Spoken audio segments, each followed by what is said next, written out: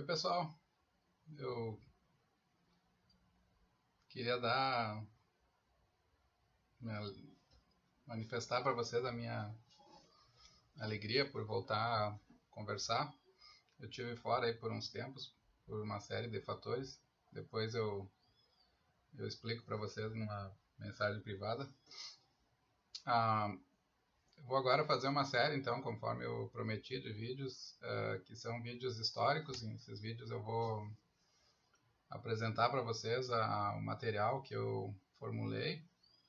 Esse material tem, em algumas partes, assim, ele não está tão didático, né, quanto eu acho que seria adequado para uma introdução. Então, esses vídeos que eu vou apresentar aqui, o propósito principal deles é oferecer a vocês um subsídio didático, assim, para que vocês consigam perceber quais pontos de cada uma desses autores e dessas tradições que eu estou caracterizando ali no material, o que é central, assim, que linha de interpretação vocês podem adotar em relação a esses autores. A aula de hoje, então, vai ser sobre os sofistas, Sócrates e Platão, então, que é a primeira trinca, digamos assim, né, que eu menciono ali no material. A ideia fundamental que está envolvida, digamos assim, na filosofia desses três autores, ela tem, digamos assim, um núcleo que é bastante similar, bastante aproximado. Eles não são autores que discutem, digamos assim, de perspectivas distintas, né? Em primeiro lugar, isso é visível, diga, pela dimensão do lugar que a ética tem no sistema desses tanto dos sofistas quanto do Sócrates quanto de Platão. Então, é um período, digamos assim, da história da filosofia antiga em que preocupações, que é chamado também por alguns historiadores de um período em que preocupações antropológicas, preocupações em torno da definição do que é o homem, de como a nossa vida pode ser uma vida bem conduzida, o que é uma vida que vale a pena, digamos assim, é um período em que essas questões éticas e questões também sobre a condição humana assumiram um protagonismo que não era o mesmo, né, ou não existia na filosofia pré-socrática, que foi mais, conforme vocês lembram, ela foi mais voltada para o esclarecimento da estrutura última, digamos assim, né, um princípio originador, que seria um princípio explicativo de todo o cosmos, né? Esse conjunto de preocupações então se desloca agora na filosofia da sofística de Sócrates e de Platão, se desloca para um plano em que o núcleo fundamental dos interesses é pensar o cidadão, é pensar o ser humano, digamos assim, nele, dentro da cidade. E então o polo aqui não é mais o princípio unitário do universo e a estrutura do cosmos e qual o princípio que explica a vinculação entre essas duas dimensões. Os dois polos aqui são o sujeito, o indivíduo, e como ele se relaciona com a cidade. Então nós temos uma mudança, né, de foco, né, da filosofia, e que essa mudança então tem como protagonismo, foi protagonizada, né, por esses importantes autores. Eu queria iniciar mencionando a vocês aqui uma pequena passagem que vai ser importante então para introduzir o trabalho desses autores. Uma passagem que eu cito no texto, e vocês podem acompanhar também pelo material. Ela foi escrita pelo professor Porchat da USP, e ela faz então uma caracterização. Eu queria mencionar essa passagem para iniciar a minha exposição. O professor Porchat diz, né, no seu livro Rumo ao Ceticismo, ele diz assim: seu principal escrito, Verdade, Protágoras propôs a sua famosa doutrina do homem como medida das coisas, das que são e das que não são. Dizendo isso, respeito tanto às impressões sensoriais como aos valores, individuais e coletivos. O que me parece é para mim tal como me aparece, o que a ti aparece é assim para ti. Se a uma cidade parece que tais e tais coisas são justas e belas, assim elas o são, enquanto a cidade assim julgá-las. É a noção de relatividade da verdade que é introduzida contra toda uma tradição filosófica da verdade absoluta. Os seres humanos não podem senão exprimir suas opiniões, e suas opiniões somente podem exprimir aquilo que eles experienciam. Então, o que o professor Porchat está chamando a atenção aqui em relação ao movimento sofístico, está claro ali na caracterização dele, né? Ele está dizendo que a noção de relatividade da verdade como contra toda uma tradição da verdade absoluta que é introduzida pelos sofistas. O que é essa tradição, essa relativização da verdade que aparece claramente na ideia do homem como medida de todas as coisas? O que é essencialmente essa ideia e como ela pode ser explorada, então, para que a gente compreenda melhor esse período histórico, né? Acho que o ponto fundamental aqui é fazer uma relação com a filosofia platônica e eu vou em seguida examinar assim com mais cuidado o trabalho de Platão, mas a ideia fundamental é que é uma ideia realista, digamos assim, que existem certas formas de uma certa estrutura, digamos assim, da realidade. Essa estrutura ela pode ser capturada pelo nosso intelecto, pela cognição humana.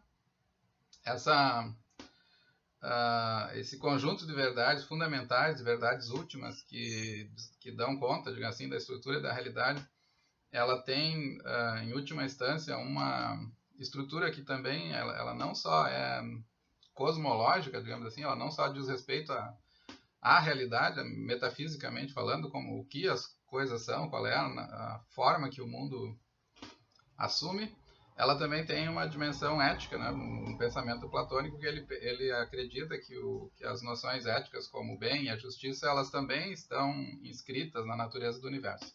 Tá? Isso tudo parece um pouco estranho, especulativo, mas eu vou tentar traduzir para vocês. Imaginem uma situação, pensem assim, do ponto de vista do senso comum. Nós normalmente acreditamos, por exemplo, que nós somos, digamos assim, existe uma certa inclinação realista ordinária, assim, que faz parte da nossa forma de pensar nós mesmos, que ela envolve pensar, por exemplo, que existe uma estrutura, uma forma ideal de organização da vida social, existe um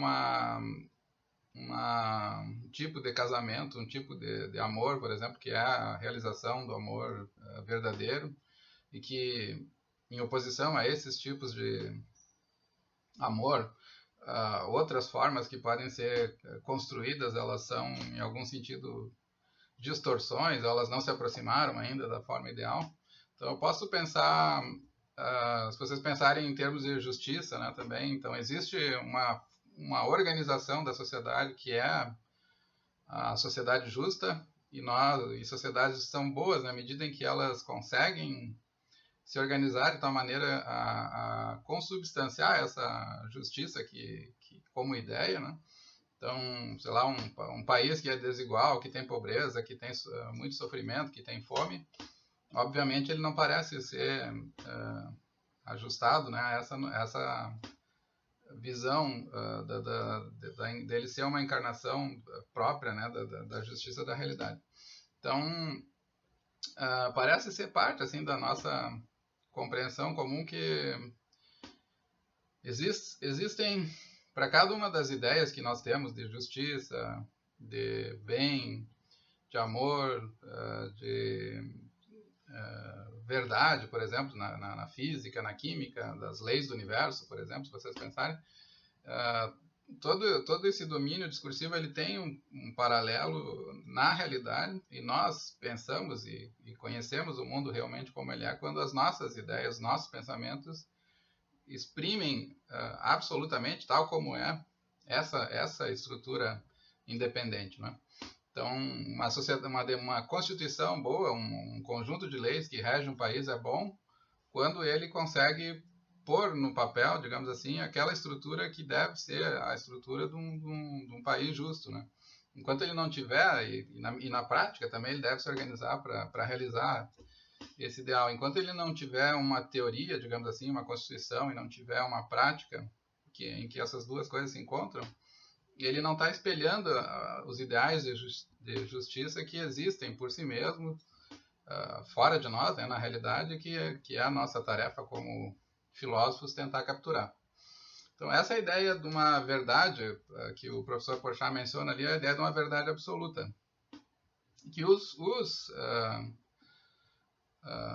sofistas, né, ele menciona, foram os primeiros a relativizar. Então, no que consiste essa relativização? Então, o que os sofistas estavam tentando, o movimento que eles estavam tentando fazer assim, é sugerir contra a filosofia no sentido mais tradicional, que foi aqui, que eu estou caracterizando aqui através de Platão, mas também poderia ser pensado através da figura do Sócrates.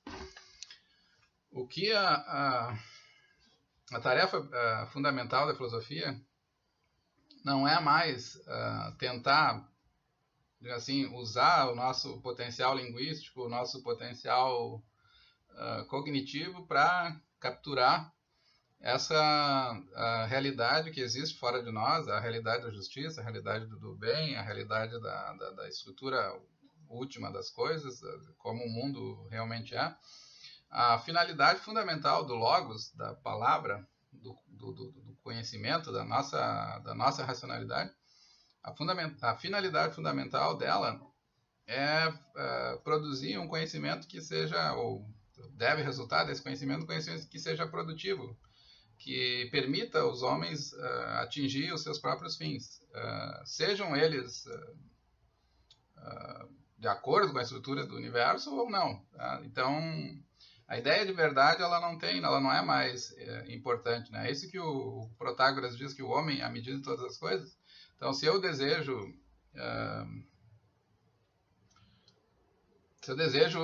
uma sociedade, digamos, que as pessoas sejam felizes, o que determina e o que a minha linguagem deve prestar serviço é a busca da felicidade. Ela não deve prestar serviço a alguma verdade que seja independente, né, daquilo que nós, de maneira convencional, decidimos fazer. Então, suponha, vou dar um exemplo que poderia ilustrar esse caso de uma maneira política, assim, esse exemplo do relativismo dos sofistas, né?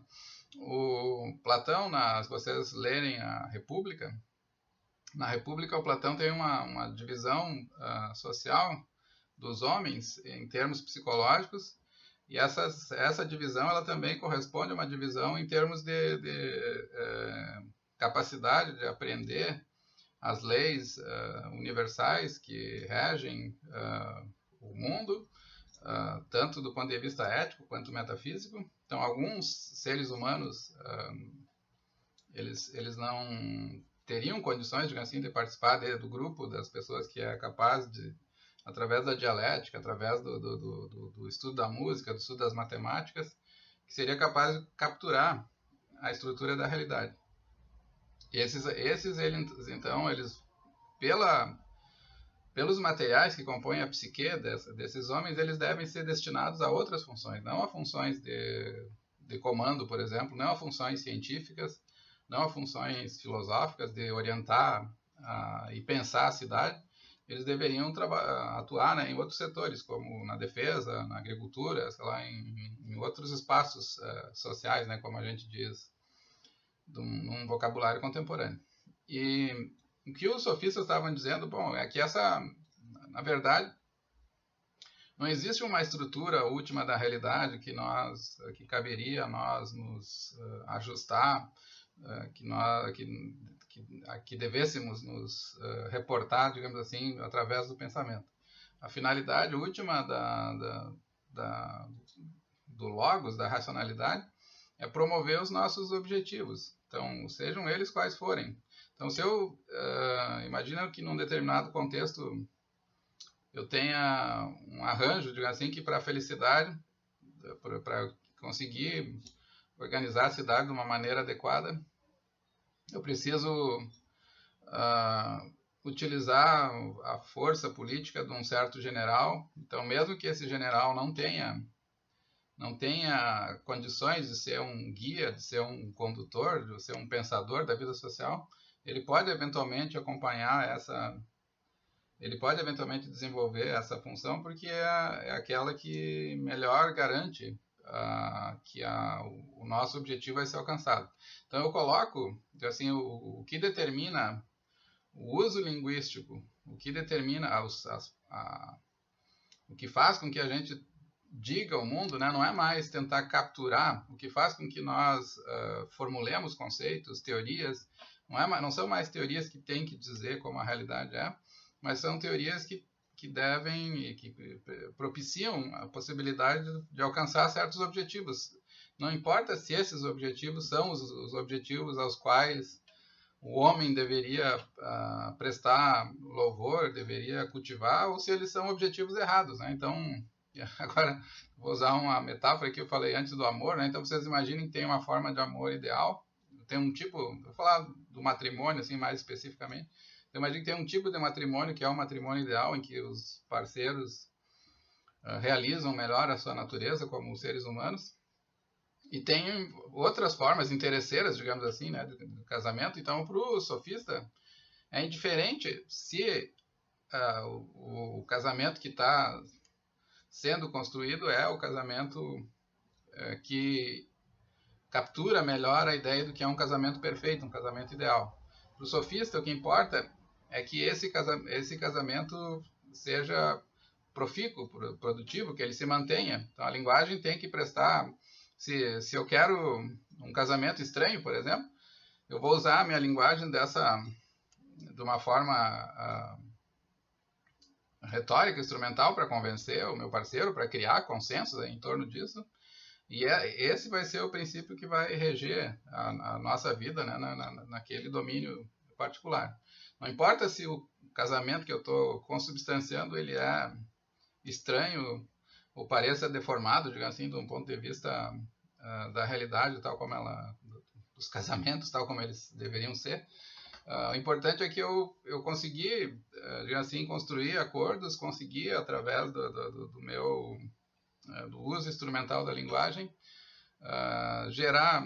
alcançar certos objetivos, e esses objetivos eles se mantêm de maneira constante, sem sobressaltos.